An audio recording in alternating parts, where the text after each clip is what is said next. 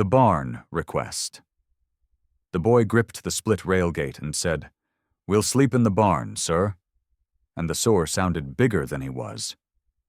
Colt Mercer had seen men bluff hunger with swagger. He'd never seen a child hold still so the shaking wouldn't show.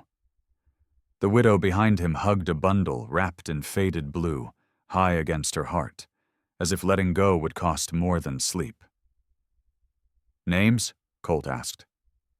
"Finn," the boy said. "My ma is Tessa. We won't trouble your house." Tessa kept her eyes moving. Dust clung to her hair. The bundle shifted with a stubborn weight and a thin, metallic clink. Not bread, not a baby, something that remembered iron. Colt unlatched the gate. "You'll not sleep with stock while I'm above ground," he said. "There's stew and a pump." Tessa tightened her grip. "We don't sit at tables now," she murmured. Finn glanced at the porch and counted chairs anyway. "Stew cools fast," Colt said. "Waste is a sin." They crossed boards that sighed. In the kitchen he set 3 spoons. Tessa would not lay the bundle down. The blue slipped. A brass eagle button flashed. She snatched it close again. The sight hit him so clean a tear rose and held. Finn ate like someone trained not to look greedy. Tessa did not eat. "Long road?" Colt asked. "Longer than we meant," she said.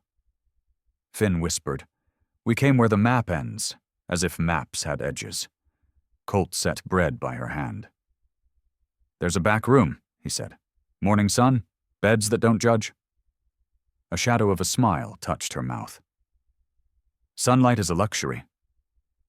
The bundle shifted again. Colt busied his hands. His brother Asa had not come home. The eagle's brass winked, a signal from a past he kept shut. "Storm coming?" Tessa asked. "Only the usual," he said, though something else was gathering in him. Pump water had splashed the table. He slid the bundle from the wet patch.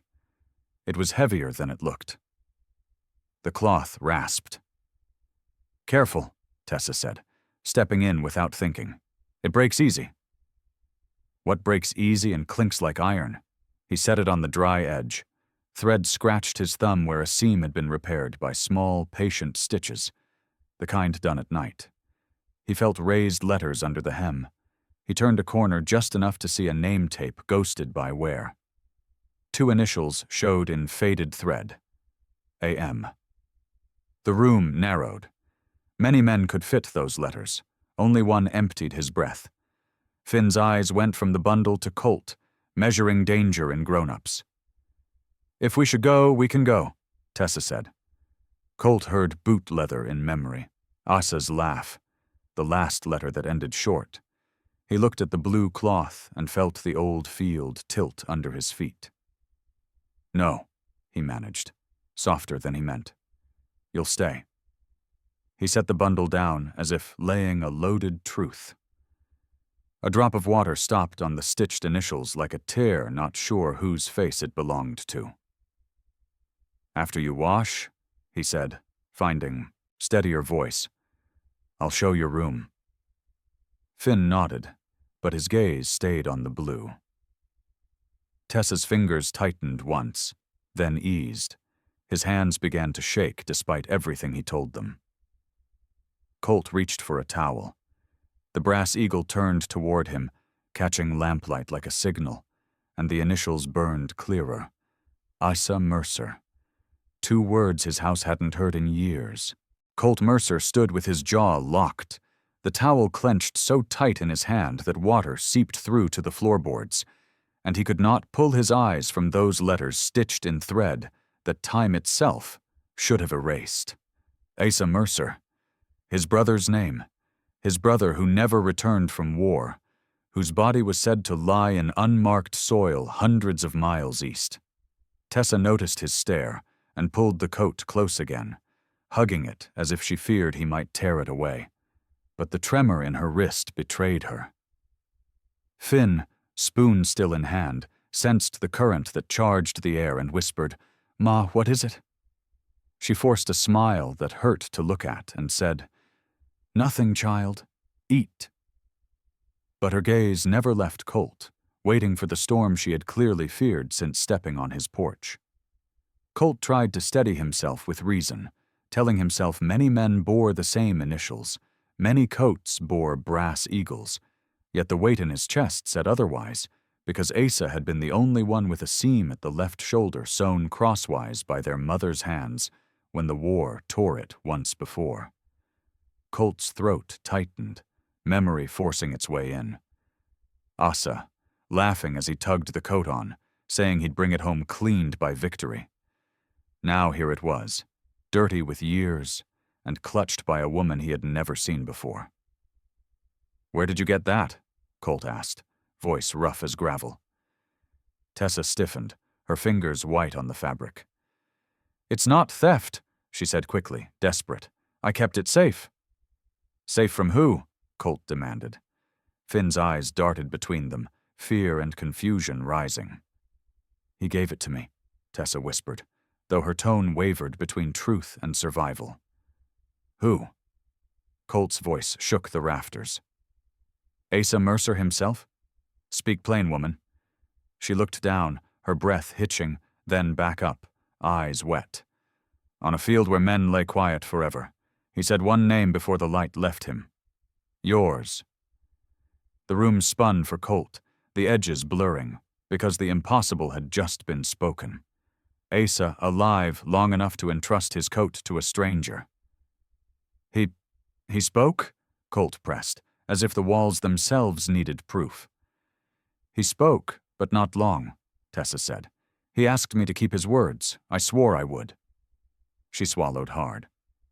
"But words alone do not keep a child alive, and so I carried both." She gestured faintly to Finn, whose fork hovered in frozen air.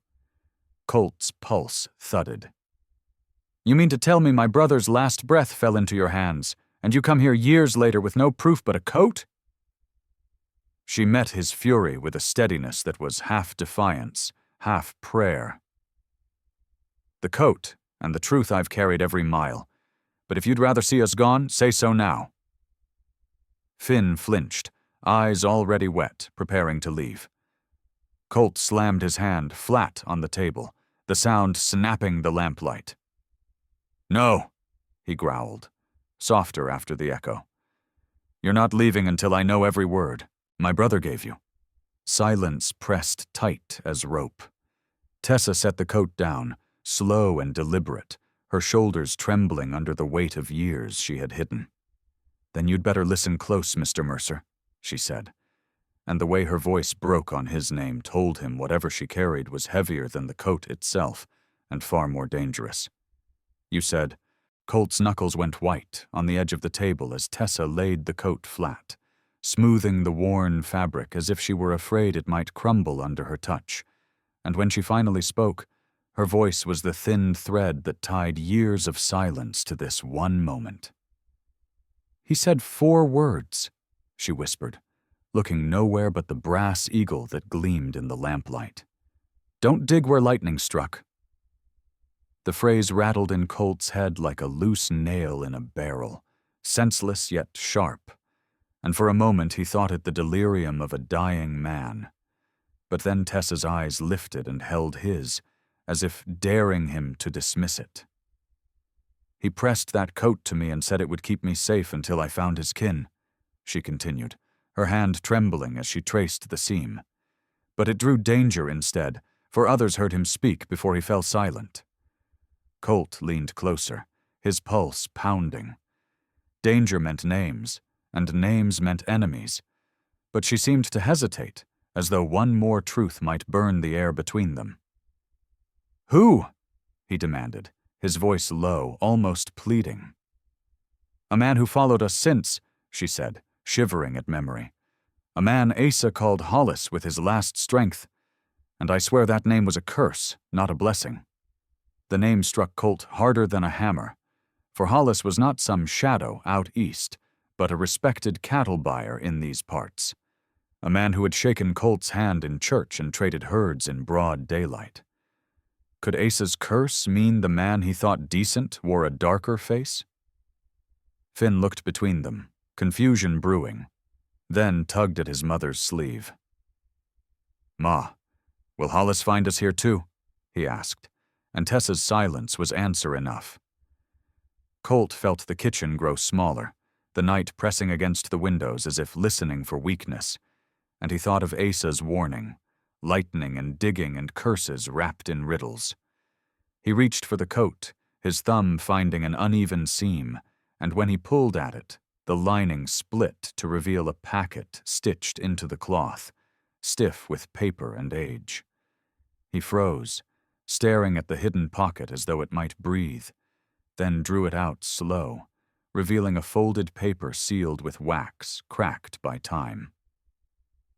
"Asa left more than words," Colt muttered, his voice hollow, but before he could unfold the secret, hoofbeats echoed faint on the road outside, too steady to be chance, and Finn gasped, "He's here, Ma," while the lamp flame flickered hard, as if afraid. The sound of hoofbeats grew closer, steady as a drum of war, each strike against the dirt road carrying the promise of arrival, and Colt's body stiffened, as though every muscle remembered battlefields he had sworn never to walk again. He folded the brittle packet in his fist and shoved it inside his vest, eyes darting toward the window where lamplight trembled against the glass. Finn slid from his chair, his small hand clutching Tessa's dress, the boy's face pale with a fear too old for his years.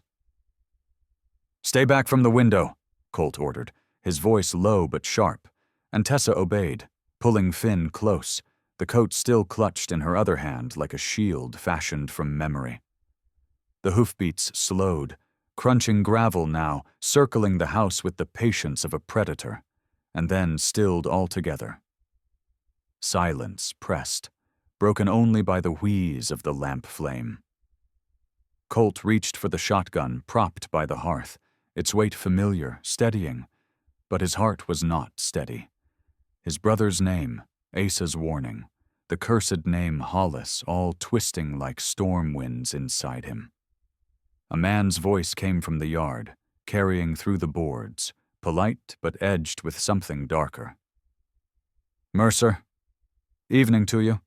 Heard you took in strays." Colt froze, the words barbed in their courtesy, and Tessa's eyes widened, her hand over her mouth, because she knew the voice without seeing the man. "Hollis," she whispered, barely sound, and Finn whimpered, burying his face against her waist. Colt stepped forward, shotgun angled but not raised yet, and pushed open the door enough to meet the night. Hollis sat on his horse at the fence, hat tipped, smile too broad for midnight. His eyes found Colt, then slid to the faint silhouettes inside the room. "I'll take what belongs to me," Hollis said, voice still smooth as if asking for sugar, but his hand rested heavy on the butt of his revolver. "Nothing here bears your mark," Colt answered, forcing calm, though his pulse thundered. "You're mistaken." Hollis chuckled low. "Mistakes are costly, Mercer. That woman carries what was promised to me, and I intend to collect." Tessa's breath hitched, fear breaking through her composure. "He lies," she said, clutching Finn tighter. He followed since that night. Asa never spoke his name as friend. Colt's grip tightened on the shotgun, the memory of Asa's laugh against this man's false claim scraping like flint. "You'll not step on this porch," Colt warned, his voice steel. Hollis leaned forward, the horse's bridle creaking, and his smile faded into something colder. "You think your walls will stop me? You've no idea what Asa owed." At the name, Colt's stomach turned, the packet in his vest burning like a brand. Did Asa truly owe this man, or was Hollis twisting truth like a rope around their necks? He swallowed hard, the weight of choice pressing in. Behind him, Finn whispered, "Don't let him take us," and those words settled like iron in Colt's spine. He leveled the shotgun across the porch rail, breath steady now, the barrel glinting in the moonlight. "Then step closer, Hollis," he said, voice carrying through the dark, "and we'll see if Asa's debt outlived him." The night held its breath, and in that razor-thin pause, Hollis's hand twitched toward his revolver. The moment Hollis's hand twitched toward the revolver, the night cracked wide open, Colt firing a warning shot into the dirt just feet from the horse's hooves, and the animal reared, neighing, forcing Hollis to clutch the reins and curse, but his smile never faltered even as dust swirled between them. "Mercer," he drawled, his tone too calm for the fire in his eyes.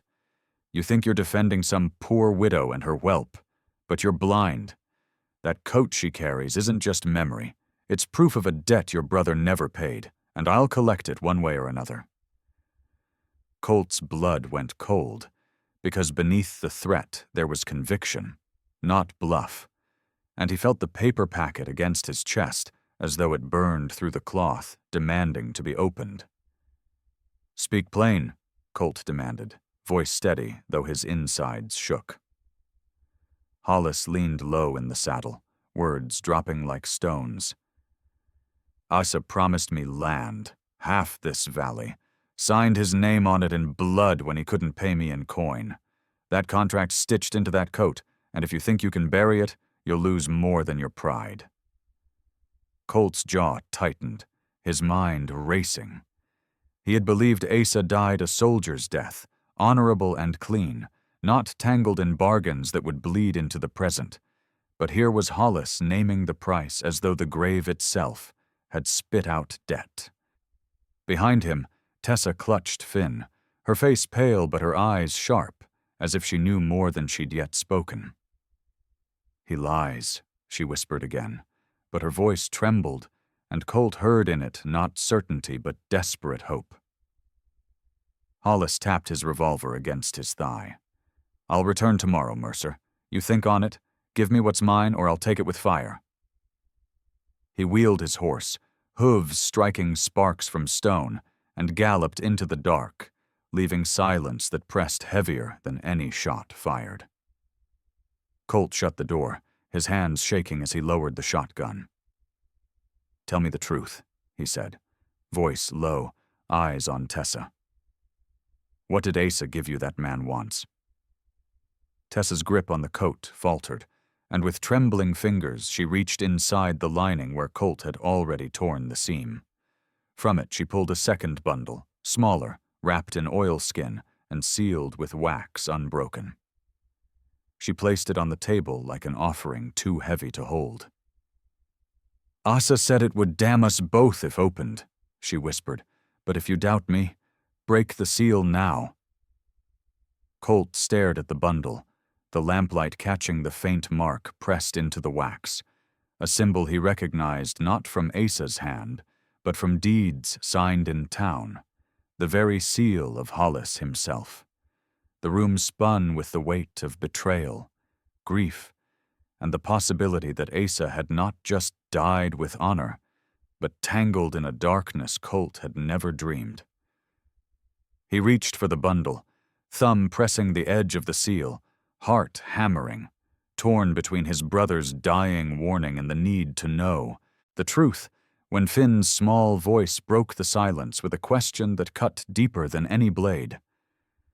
"Mister, if my pa gave you trouble, does that mean we can't stay?" Colt's hand froze on the bundle, the boy's innocent question slicing through the storm of betrayal and doubt, and in that fragile silence, the lamplight flickered like a heartbeat too fast. He turned slowly, meeting Finn's wide eyes, and something in the boy's face, fear wrapped tight with hope, stirred a rage in Colt deeper than any debt or contract could summon. "You'll stay," he said firmly, though his throat burned with grief. "No child pays for the sins of men." Tessa exhaled a sound, halfway between sob and prayer, her shoulders sagging as though she'd been holding breath for years. Colt's gaze returned to the wax seal, its mark pressing like a brand into his thoughts, and though Asa's warning echoed in his skull, Don't dig where lightning struck. Colt felt the storm already breaking over them. He pressed the packet flat against the table, listening to the crinkle of brittle paper within, the sound of truths eager to speak. If Asa bound himself to Hollis, why give this to you? Colt asked, his eyes never leaving Tessa. Her hand stroked Finn's hair, steadying him. Because he didn't trust Hollis, nor the law, nor even his own breath to last. He said your name, Colt. He said you'd know what to do when the day came. Colt wanted to believe, but the seed of doubt gnawed, and Hollis's smile burned fresh in his mind. He leaned closer, studying her, searching for deceit, but her eyes shone with a fierce, weary honesty. Still, one truth pressed heavier than the rest. Asa had bargained, and bargains left ghosts.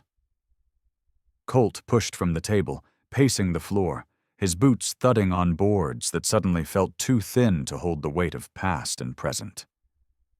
If Hollis brings fire, he won't come alone, Colt muttered, half to himself. He'll bring men paid in coin and promised spoils. Finn flinched, clutching tighter to his mother. Tessa's voice hardened, breaking through fear. Then we can't stay, she said. Not if it means your land burns. Colt spun on her, eyes fierce. This isn't about land, it's about Asa and debts that carry blood in their ink. If Hollis means to collect, he'll face me first. He slammed the butt of his shotgun against the floor as if to swear it. But when his rage quieted, a heavier truth settled. Even a man with iron in his hands can't stand against fire and numbers. He looked back at the bundle, the wax seal glinting like an eye that saw too much. He thought of Asa's smile, Asa's laugh, Asa's promise to come home, and now Asa's bargain rising from the grave to crush them all. Colt sank into his chair, the weight of decision pressing down. If I open this, there's no turning back, he said. Tessa reached across, her fingers brushing the back of his hand, her touch trembling but steady enough to anchor him. Sometimes, she whispered, the only way out of darkness is through it. Colt closed his eyes, breath heavy, then opened them with steel, his thumb pressed against the wax, just enough to crack its edge. But before the seal could break, a sound split the night. The long, mournful call of a coyote, answered by another, then another, and Colt knew in his bones they were not alone on the prairie tonight. The coyote calls bled into silence, but Colt's instincts told him they were no natural chorus. It was signal, not song, and every hair on his neck bristled as though unseen eyes were already crawling over the ranch. He pushed back from the table, the wax-sealed bundle still trembling in his hand, and strode to the window. Beyond the fields, faint on the horizon, he saw what no man with land ever wishes to see. A thread of smoke rising against the moonlight, thin but deliberate, a warning fire lit where no homestead lay. He's marking the night, Colt muttered, his chest tightening. Hollis wants me to know he owns the dark. Tessa stood quickly, clutching Finn close, her voice cracking. He's done this before, burned a widow out in Kansas. They called it lightning, but I saw the match in his hand. Colt's stomach turned as Asa's words replayed. Don't dig where lightning struck. Truth now clear. Hollis was the lightning, and Asa's debt the storm. He turned, the bundle heavy with its seal, and slammed it onto the table. If this holds his contract, then Asa's ghost has left me no choice but to face it. His thumb pressed harder, the wax cracking faintly, when the sound of hooves rolled again, nearer this time, more than one horse, maybe 5 or 6. Finn whimpered, "They're coming, mister!" And his voice carried the same terror Colt remembered in young soldiers cornered on fields where hope had already bled out. Colt seized the shotgun, racked it sharp, and shoved the bundle inside his vest. Tessa, take the boy to the root cellar. Now. But Tessa did not move. Her chin lifted, her eyes burning with a fire that surprised him. "I won't hide," she said. "Not again. Asa gave me that coat so I'd carry truth, not bury it. If Hollis takes me, he wins. If I stand, he fails." Colt stared at her, struck by the steel in her voice, and in that moment saw not a frightened widow, but the last witness to his brother's final breath. The hoofbeats drew closer, the creak of saddles, the low mutter of men. Colt stepped onto the porch, the boards groaning under his boots, and leveled the shotgun toward the dark. "This land's mine," he called, his voice rolling like thunder. "Any man who crosses the fence tonight will pay in blood." The night gave no answer but the shifting of horses, the hiss of men conferring just out of sight. Then a voice rose, not Hollis's but one of his riders, mocking, "You can't guard ghosts, Mercer." Debts come due. Colt tightened his grip, heart pounding. Behind him he felt Tessa's presence in the doorway, the coat draped across her arms like a banner, Finn clutching her skirt. The sight stiffened his spine, for Asa's blood still lived in memory and duty, and Colt would not see it stolen. He steadied his breath, the trigger cool beneath his finger, and waited for the first shadow to break the line. When from the tree line to the west came the sudden gleam of torches, too many to count, the firelight spilling over the fields, and Colt's gut clenched as he realized Hollis had not come with half a dozen men, but with a small army, flames already licking the wind. The torches bobbed like a river of fire spilling across the prairie, dozens of riders moving slow and deliberate, their faces shadows, but their intent clear as day, and Colt felt the porch boards tremble beneath his boots, as if the earth itself recoiled. Hollis's voice rose above the march, calm and cruel. "Mercer, I told you lightning would strike. Now hand me what's mine." Colt's grip on the shotgun tightened, his breath a low growl, but the numbers out there would smother him quick if he fired. Behind him, Tessa held the coat tighter, and Finn clung to her legs, wide-eyed. Colt thought of Asa, the warning, the phrase he'd carried since boyhood. "Don't dig where lightning struck." His thumb brushed the cracked wax in his vest, and for the first time he realized the warning might not be about fear, but about timing. Lightning strikes to reveal, not to bury. He tore the bundle open, the wax snapping under his thumb, and unfolded the stiff pages within. By lamplight he scanned the first, his pulse hammering.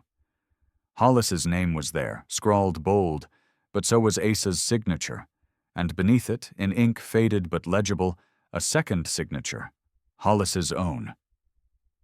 Colt's eyes widened. The man had signed twice, once as lender, and once fraudulently as witness for Asa, a trick of law to bind land to himself. And scrawled across the margin, in Asa's unmistakable hand, was a single line written hastily, likely as his life bled away. "If Colt finds this, no Hollis lies." Colt's throat closed, grief and fury surging together. "You cursed dog," he muttered. He turned to Tessa, thrusting the papers toward her. "Asa didn't damn us. He saved us. This proves Hollis forged his claim." Tessa's hands trembled as she read, her lips moving over Asa's last words, tears cutting lines down her face. Outside, Hollis barked again. "Mercer, you've minutes before fire takes the roof. Step out with the coat or watch your land burn." Colt folded the papers back into his vest, heart steadied now by truth instead of doubt. "He's lied to half the county," Colt said, voice hard. "This proves it, but proof won't matter if we're ash before morning." He turned toward the porch, shotgun in hand, when Finn tugged his sleeve, whispering, "There's more." The boy pointed to the coat's hem, where Colt had ripped earlier. Colt knelt, fingers probing the seam, and pulled free a second slip of paper. Smaller, almost overlooked. He unfolded it, breath caught. It was a map. Rough, hurried, but marked with a cross in the hills west of the ranch, the words scratched beneath in Asa's hand. Lightning struck here. Colt stared, realization flooding him. Asa's warning wasn't about staying away, it was about finding what Hollis feared buried. Proof, leverage, maybe gold or deeds, something Hollis would burn a county to erase. He rose, the map shaking in his fist. "We're not staying to burn," he said. "We're going." "To the hills." But as he spoke, the first torch sailed from the dark, arcing through the night toward his barn roof, and the dry straw caught with a roar that split the silence wide open. The barn went up in an instant, straw snapping like tinder, flames clawing skyward, the horses inside screaming, their kicks shaking the ground as if they too begged for deliverance. And Colt's heart clenched because this wasn't just stock burning, it was his livelihood, his father's sweat, his bloodline smoldering before his eyes. He sprang from the porch, shotgun braced, blasting the first torchman who dared ride closer, the man tumbling from his saddle, torch rolling harmless into dirt. But there were too many. Shadows circling, flames spreading, Hollis's voice carrying like a preacher at revival. "Let it burn, boys. He'll crawl out with the truth or the fire will cook it from him." Colt ducked back to the porch, smoke curling around him, coughing hard. Tessa stood firm in the doorway. Finn pressed behind her, the coat still gripped like a banner, the map clutched in her other hand now. "If we stay, we die," she said, voice steady despite the terror in her eyes. "The hills, Colt. Asa meant for you to find what he buried." Colt stared at the barn, every instinct screaming to save the beasts that had carried him through winters. But then he looked at Finn's face, smeared with fear and hope, and knew flesh outweighed horse flesh tonight. "Grab what you can carry," he barked. He slung a saddlebag from the peg, shoving the documents inside, waterskins too, his mind racing on paths through the creek beds that could hide their flight. Outside, torches swung like stars in the dark, men laughing, whooping, the fire painting their faces wild. Hollis called again, mocking, "Run if you like, Mercer, but I'll hunt you from these hills to the sea. You can't outrun debt." Colt spat in the dirt. "Not debt, your lies." He jerked his head to Tessa. "Now." They slipped out the back, into the tall grass beyond the smoke, Colt covering their trail, leading them toward the line of cottonwoods that shadowed the creek.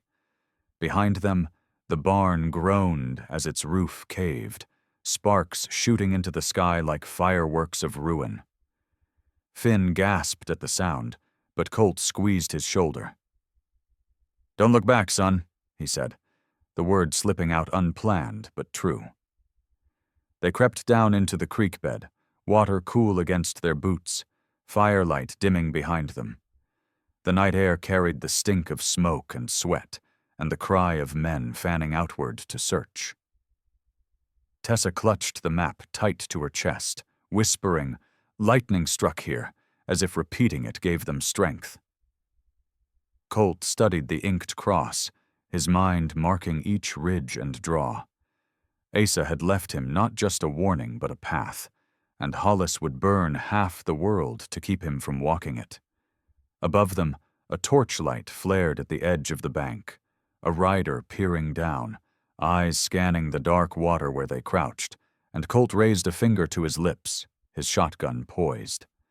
One wrong breath would bring the fire straight into their hiding place. The rider's torchlight skimmed the creek bed, wavering across rocks slick with algae, and Colt held his breath so long his chest burned, one finger pressed to his lips while the other tightened on the shotgun's trigger.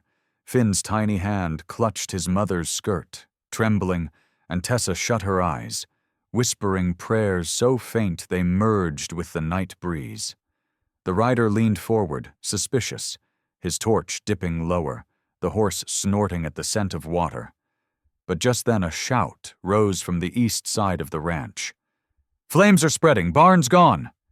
and the rider jerked his head, yanked the reins, and galloped off, leaving them cloaked in darkness once more.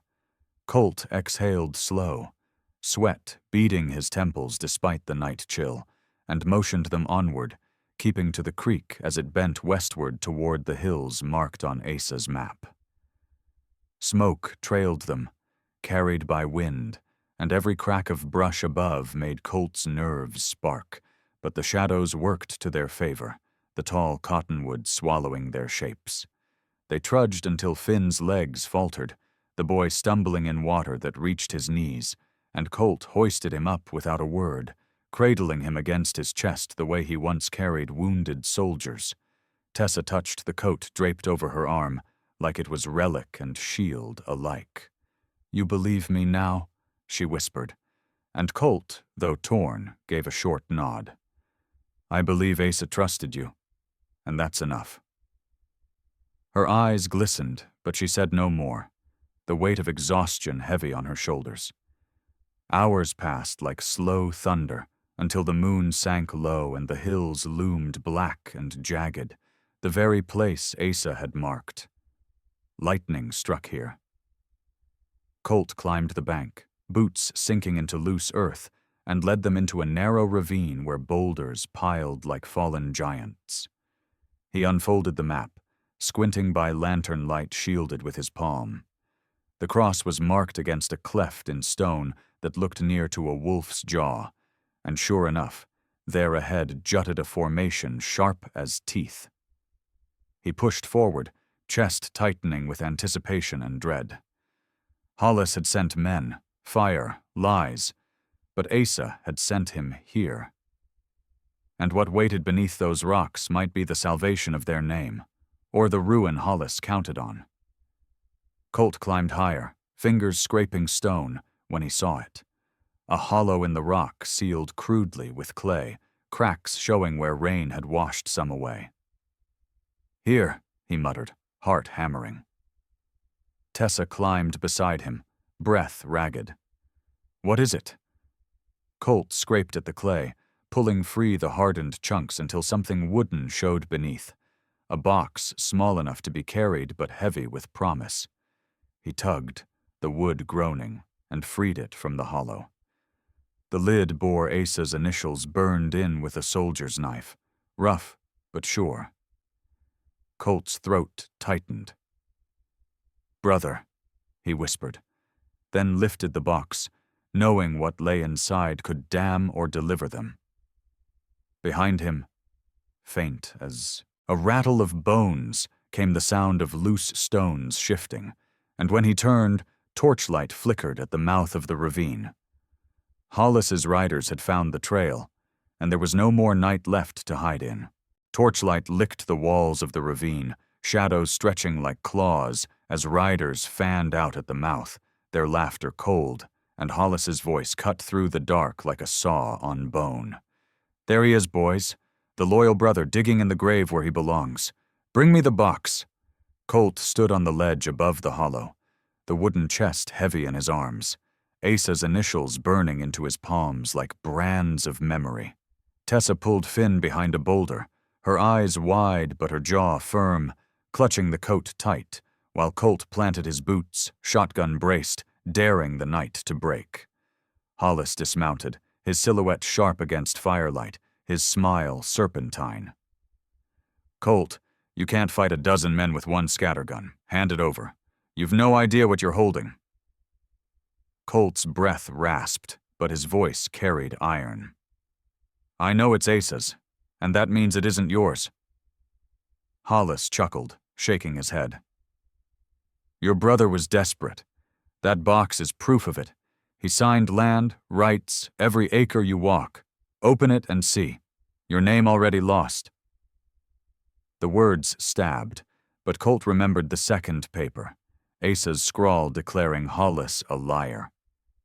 He set the box on the stone, hands trembling as he worked the latch.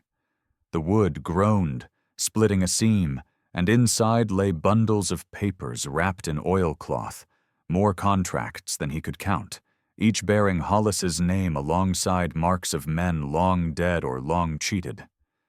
Tessa leaned forward, eyes wide. "It's not debt, it's his fraud," she whispered. Colt flipped a page, heart hammering. The signatures forged, the land stolen, Hollis's empire built on lies Asa had died trying to reveal. Hollis's voice rose, jagged with sudden fear. "Enough! Bring it here!" His men surged forward, boots pounding, torches waving. Colt fired, the shotgun blast echoing like thunder in the gorge, the lead scattering rock and flame, stalling the rush. "Stay back," he roared, cocking the second barrel. "This box hangs you in every court west of the Mississippi." Hollis snarled, his mask slipping, his voice no longer smooth but venomous. "Courts. I own the courts. I own the law. All you own is a grave waiting to be filled." He drew his revolver, raising it towards the ledge, and Colt braced for the shot, heart steady, knowing Asa's last stand was now his own. Tessa's scream tore the night as the pistol fired, the crack splitting stone, and Colt staggered, the box tipping in his grip, as the papered proof of Hollis's ruin threatened to spill into the dust before the truth could save them. The shot rang off the ravine walls, but instead of Colt falling, the bullet struck the wooden chest, splintering its side, papers bursting loose in the firelight like startled birds. Hollis cursed, his aim thrown by the chaos, and his riders scrambled to snatch the flying pages, their torches setting edges aflame. Colt dropped to one knee, snatching a sheaf before fire claimed it, his hand closing around Asa's scrawl. "Hollis lies," and with that proof in his fist he surged upright, eyes blazing. "You won't burn him out of history," Colt roared, leveling his shotgun. "Not while I breathe." Hollis sneered, advancing, revolver glinting. "Then you'll stop breathing tonight." But before he could fire again, Tessa stepped from behind the boulder, the brass-buttoned coat spread wide in her arms, voice ringing clear. "This was Asa's, and he died keeping it from you. You'll not take it while I stand." The sight staggered Hollis, his shot faltering as if Asa's ghost himself rose from the grave. In that split heartbeat, Colt fired, the blast striking Hollis square, his body thrown back against stone, revolver clattering useless to the dust. Silence followed, broken only by the crackle of burning papers and the ragged breaths of men who'd suddenly lost their master. One by one, the riders dropped their torches, backing into the dark, unwilling to die for lies. Smoke coiled up to the stars as Hollis lay still, his empire of fraud scattered across the ravine floor. Colt gathered the unburned contracts into the chest, pressing Asa's note atop the pile like a gravestone, his chest heaving with a mix of victory and grief. Tessa knelt beside him, her hand steadying his, her eyes wet but unbroken. Finn crept forward, whispering, "Does this mean we can stay, mister?" Colt's throat closed, but he forced words through the ache. "It means more than that, son. It means we start over. Clean." He set the chest under his arm, the weight no longer a burden, but a legacy, and turned toward the eastern horizon where the first light of dawn painted the sky. Smoke still hung heavy, but the sun pressed through, chasing it back, a reminder that even fire yields to morning. Tessa rose with Finn beside her, the coat folded carefully in her hands, and for the first time since Asa's death, Colt felt the world steady again, not because the past was gone, but because its truth had finally burned free.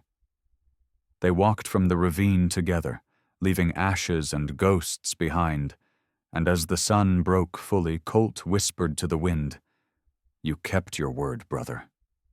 I'll keep mine." Please like, share, and subscribe to support more true-hearted stories on Echoes of the West. If you had found Asa's coat in her arms that night, would you have believed her or sent her away? Tell us in the comments.